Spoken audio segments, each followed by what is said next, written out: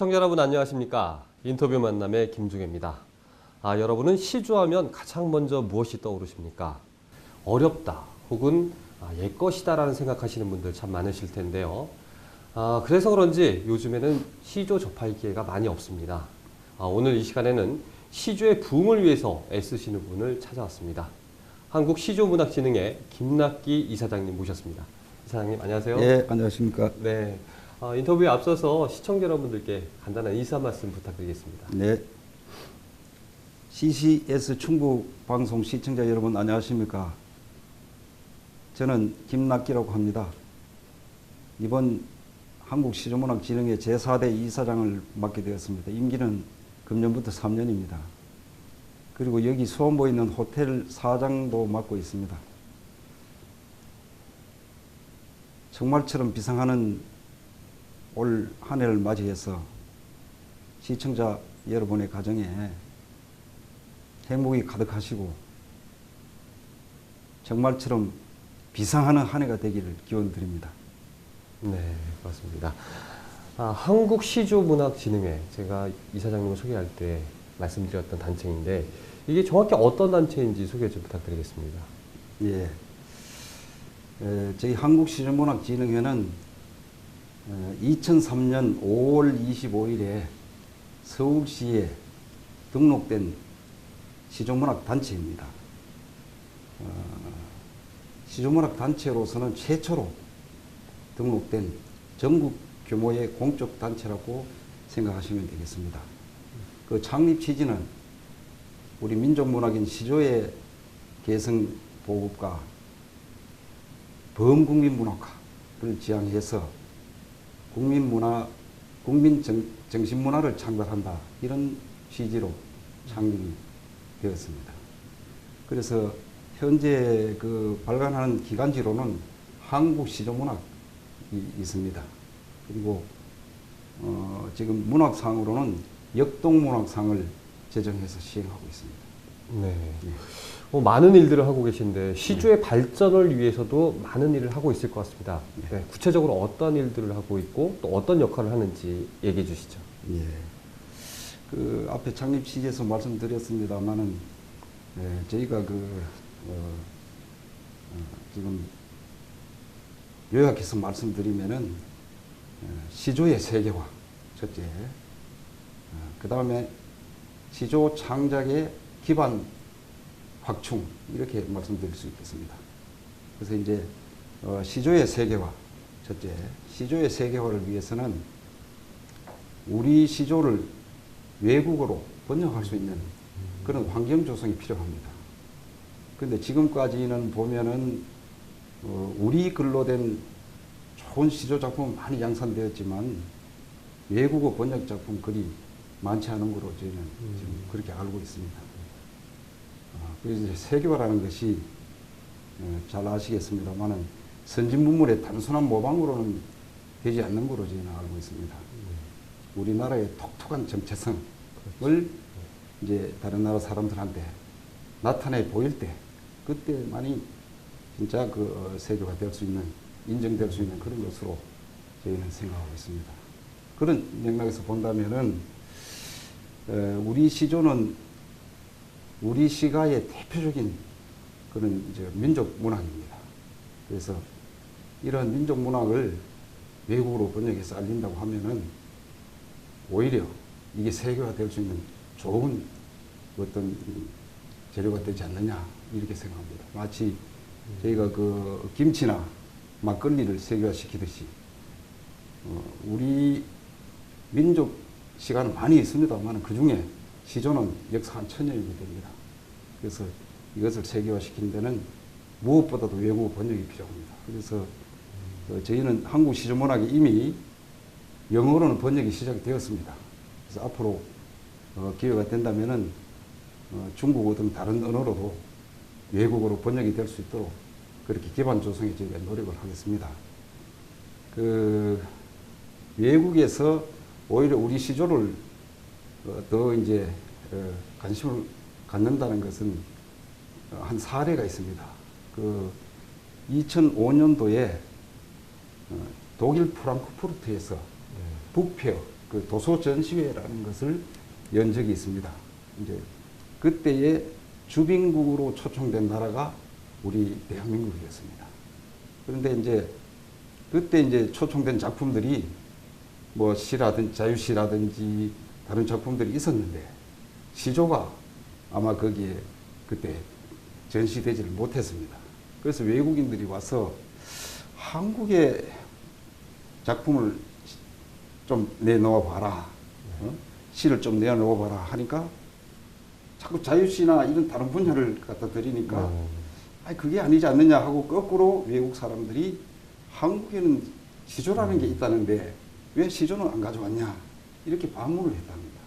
그러니까 오히려 외국 분들은 우리 막걸리와 김치를 그렇게 고유한 한국 것으로 생각하듯이 이 시조를 우리 고유한 시간인 시조에 대해서 오히려 더 관심이 있다 이렇게 볼 수도 있습니다.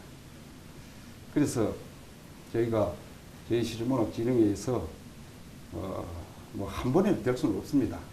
하여튼 기반 조성이 될 수 있도록 저희가 외국어 번역을 할 수 있는 여러 가지 그 여건을 마련해서 앞으로 시조 분야에서 이 노벨 문학상이 나올 수 있는 그런 기초를 저희가 한번 닦아보도록 하겠습니다.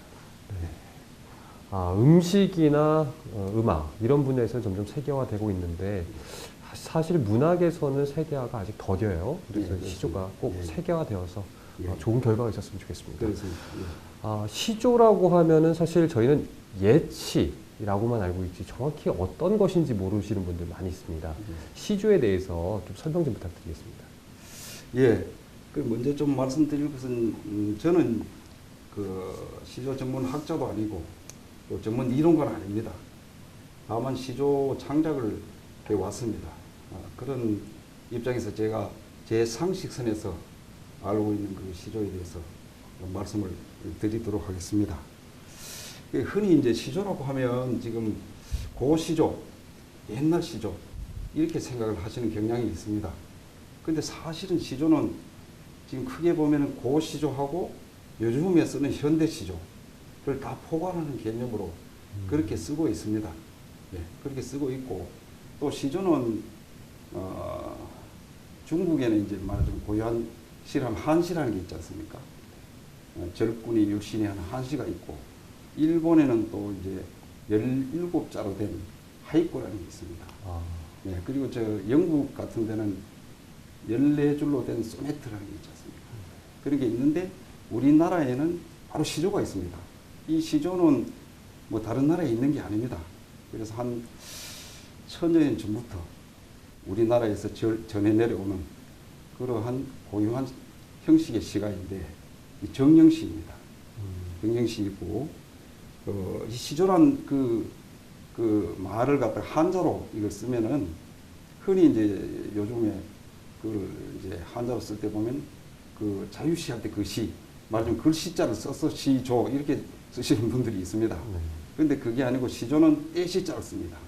떼시. 예, 예, 떼시자를 써서 떼시 고를조 이렇게 해서 그게 시조입니다. 그래서 이제 그게 그 시조라는 이름은 조선시대 때 이제 가객 이세춘이라는 분이 붙인 이름이라고 합니다. 근데 원래 시절 가조, 시절 가조에서 시자 따고 가조의 조자를 따서 시조. 그 시절에 맞춰서 부르는 노래라는 뜻으로 그때 썼던 말이라고 합니다. 충주 하면은 이제 중원 문화 많이 발달해 있는데 문학에서도 많이 발달해 왔을 것 같아요. 예. 그렇다면 현재 그 예. 시조 문학에 대한 충주의 실정은 어떤가요? 예. 현재 이제 충주 지역에도 역량 있는 시조 시인들이 모여서 조직한 단체가 있습니다. 그게 충주 시조 문학회입니다. 제가 알기로는 충주 시조 문학회가 재작년에 2012년도에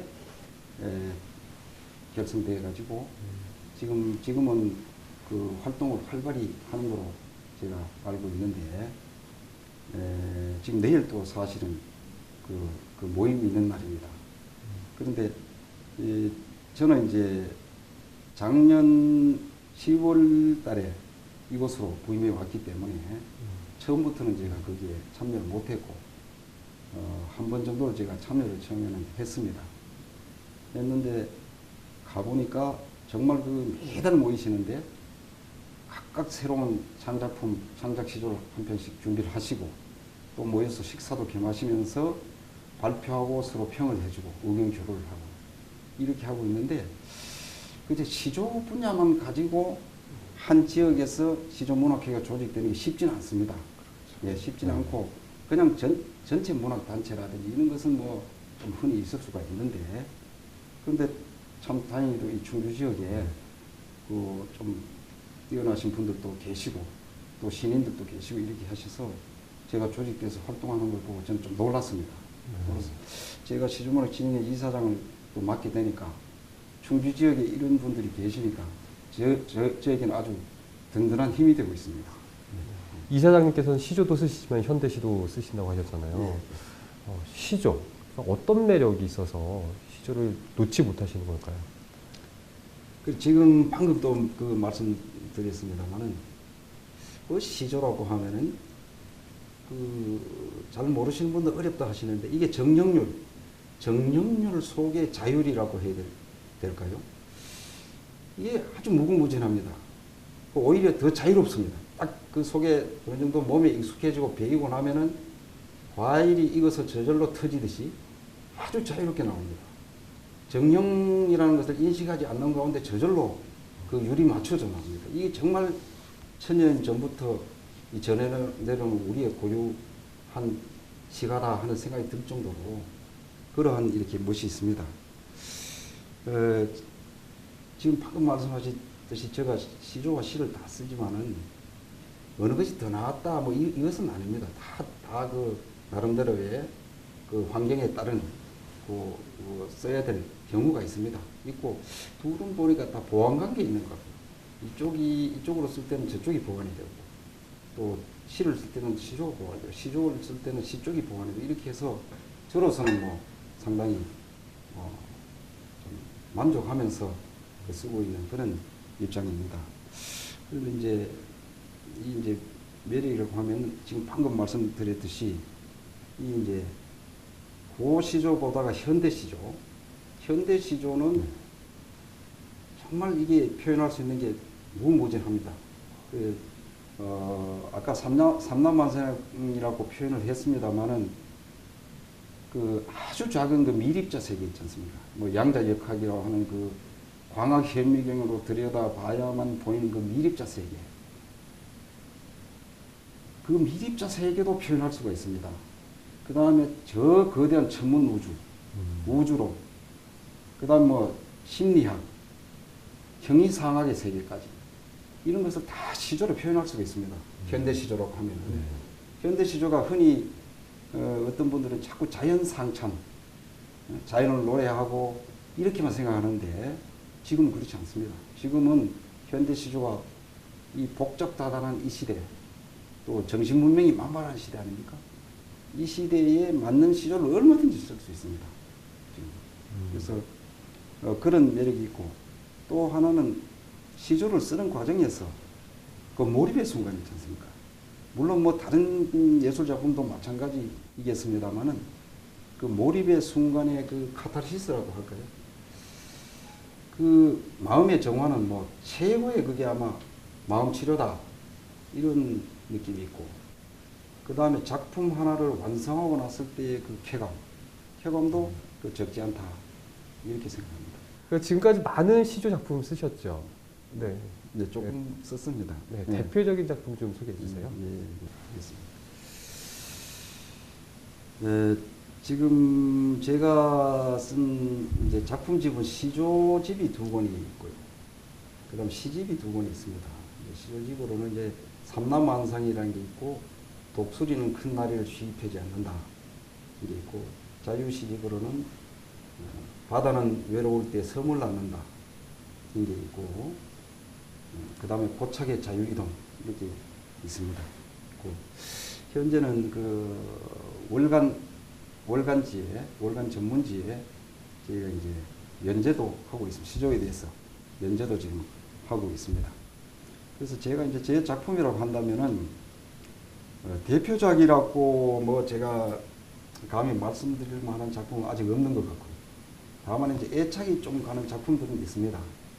그 중에 하나가 이제 모세라는 작품인데, 이 모세는 순우리말입니다. 이제 아주 잔모래라는 그런 뜻의 순우리말입니다. 이 작품은 제가 그 2006년도인가 어느 또 그 월간지에다가 모래알 인생이라 해가지고 좀 연로하신 분들이 보는 그 잡지였기 때문에 모래알 인생이라는 제목으로 해서 한번 발표를 한 적이 있습니다. 근데 나중에 우연히 보니까 인터넷에 이 작품이 엄청 떠도는 것을 제가 봤습니다. 그래서 모래 백사장을 배경으로 해서 떠돌기도 하고, 어느 국립국악원의 홈페이지에 이 시조가 장식이 되는 것도 제가 본 적이 있습니다. 그래서 이 시조를 또 한편 소개를 해드리고, 다음 시조도 좀 더 소개해드리겠습니다. 한번 읊어드리겠습니다. 네네. 모세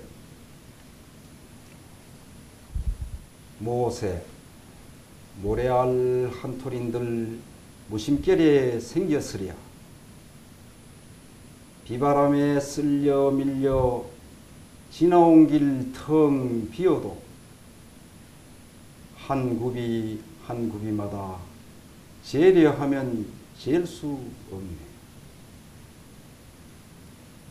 깨어지고 부서진 게 모두래도 괜찮의 강변에 반짝이던 호시절이 꽤 있었지. 그 누가 이를 일컬어 무상이라 하는가. 네. 아, 읽어주시니까 잘 들었습니다. 예, 예. 아, 현재 수안보에서 근무하고 계신데 예. 수안보 관련된 시조도 쓰셨다고 예, 예, 들었습니다. 예. 어떤 작품인가요? 예, 바로 이제 제목이 수안보 속말입니다.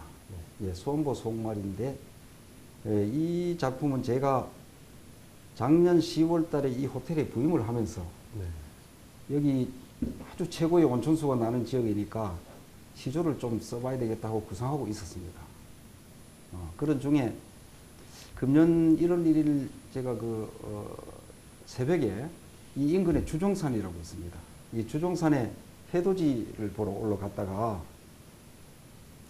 저 앞에 보이는 해가 뜰 무렵에 월악산 영봉인가 신선봉인가 거기서 뜰 무렵에 그 환희 속에서 수안보 고을을 내려다 보니까 아주 꿈결 속에 잠겨있는 그 고을 전체가 제 느낌에는 완전히 커다란 한 송이 연꽃 속에 잠겨있는 것으로 제가 느껴졌습니다. 그래서 네. 그게 착상이 돼가지고 하늘에서 내린 연꽃, 이게 우선 착상이 되었습니다. 그래서 하늘, 땅, 사람, 천지인, 하늘의 입장에서 본 한수시조, 땅의 입장에서 본 한수시조, 사람, 인간 생활의 입장에서 본 한수시조, 이렇게 해서 삼소로 된 한 편의 시조를 완성하게 되었습니다. 그게 이제 수안보 속말이 되겠습니다. 아, 네. 그렇다면 이사장님께서 직접 한번 읽어주시죠. 예, 고맙습니다. 제가 보면서 읽겠습니다. 수안보 속말. 하늘에서 내리어 핀 한 송이 연꽃이여 속 뜨거운 사랑으로 그리 고이 피었을랑. 알타가 맺힌 자국도 녹이고야 마는가. 땅속에서 끓다 못해 터져버린 생명수여 색깔도 맛도 없고 내음조차 없을 만큼 한사코 이것을랑은 다 죽어야 마는가. 인생살이 울력해서 절로 타는 검은고여 소리 없는 울림으로 하세월을 보도문 채 아무도 모르게 설랑 여태 타고 있는가. 네, 지금까지 이사장님의 얘기를 듣다 보니까 시조가 정말 매력적인 문학 장르구나 이런 생각이 듭니다. 아, 지금 시조에 관심을 가지시는 분들 계실 것 같은데 그분들에게 좀 더 쉽게 시조를 쓸 수 있는 방법 좀 알려주시죠. 예, 초보자에게는 이 자유시보다도 더 쉽게 접근하는 방법을 제가 한번 보여드리겠습니다. 지금 자수율은 글자수입니다. 글자수로 시조를 지어보는 것을 한번 말씀드려 보겠습니다. 지금 뒤에 보시면은 네. 지금 묵죽도 그림이 있습니다. 저 대나무 그림입니다. 저 대나무 그림에 대해서 제가 보면서 한번 시조 한 수를 지어 보도록 하겠습니다. 시조는 크게 초장, 중장, 종장으로 되어 있습니다. 초장은 3, 4, 3, 4 자수의 글자 수가 세자, 네자, 세자, 네자. 중장도 3, 4, 3, 4 세자, 네자, 세자, 네자. 종장은 3, 5, 4, 3 세자, 다섯자, 네자, 세자 이렇게 마음속에 염두에 두시고 우선 작품을 지으시는데 저 그림을 보시면 느낌이 있을 겁니다. 그런데 초장에는 보는 대로 초장은 보고 중장은 듣고 종장은 느끼고 이렇게 생각하십시오. 그러면 초장은 보는 대로 들리는 대로 한번 써보시죠. 중장은 들리는 대로 보는 대로 쓰시고 마지막 종장은 느끼는 대로 이렇게 한번 써봅시다. 그러면은 저 묵죽도는 제목을 묵죽이라고 대나무 그림이라고 묵죽이라고 하시고 초장을 한번 보겠습니다. 저기에 지금 저 잎들이 그 대나무 싱싱한 푸른 대나무 잎들이 날카롭지 않습니까? 저 날카로운 잎에 대해서 보는 대로 한번 제가 시조를 한번 초장을 한번 써보겠습니다. 댄잎이 지푸르게 칼날이 선 모습이요. 저 댄잎 보시면은 아주 지푸르고 칼날이 선 듯 날카롭습니다. 그래서 댄잎이 지푸르게 칼날이 선 모습이요. 이게 초장이 되겠습니다. 그 다음 중장은 이제 듣는 대로 보는 대로 한번 보시면은 저거 보시면은 그 서걱대는 바람 소리가 들리지 않습니까? 댄잎에서. 그래서 서걱대는 바람 소리 허공을 가르는데 이게 중장이 되겠습니다. 그럼 종장은 지금 느낌이 어떻습니까? 서슬이 푸르습니다. 그러면은 종장은 비어서 더 고든 속내 서슬마저 벌었다. 어떻습니까? 이게 이제 다시 잠깐 말씀드리면 댄잎이 지푸르게 칼날이 선 모습이 할 때 이게 자수율로 따지면은 3, 4, 4, 4가 되겠습니다. 3, 4, 3, 4를 기준으로 하라고 했지만은 한두 자가 가감이 될 수가 있습니다. 그 다음에 중장이 서걱대는 바람 소리 허공을 가르는데 할 때는 4, 4, 3, 4가 되겠습니다. 원래 3, 4, 3, 4가 기본이지만은 한두 자가 또 가감이 된 게 있습니다. 그런데 종장에서는 비어서 더 굳은 속내 서슬마저 벌었다. 비어서 3, 더 굳은 속내 5, 서슬마저 4, 벌었다 3. 아주 그냥 딱 맞습니다. 그런데 종장 척구 비어서 이것을 석자는 반드시 지켜달라. 시조는 그겁니다. 그래서 다른 구에서는 한두 자 가감이 돼도 괜찮습니다. 우리 시조는 이렇게 융통성이 또 있습니다. 아주 묘미가 있습니다. 예, 이상입니다. 예. 네, 제가 이사장님의 설명을 듣다 보니까 강의 듣는 느낌이었는데요. 제가 직접 쓸 수 있을 것 같습니다. 시조를 너무 잘 설명을 해주셨습니다. 예, 예. 앞으로도 시조를 위해서 많이 노력을 하실 텐데요. 예. 한국문학진흥회도 시조 발전을 위해서 많은 노력을 하실 것 같은데 예. 앞으로 어떤 계획 있으신가요? 예.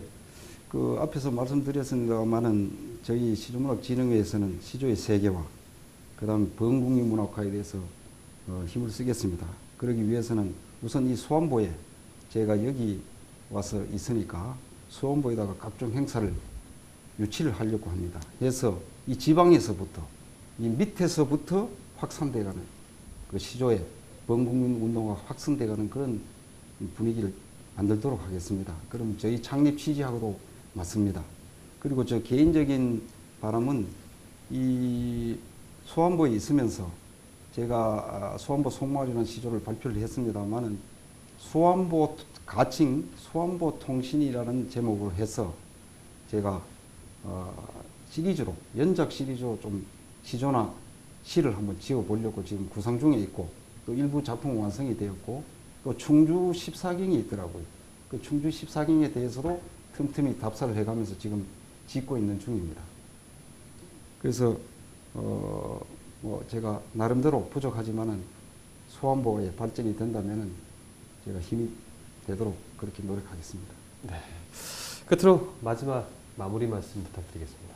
예.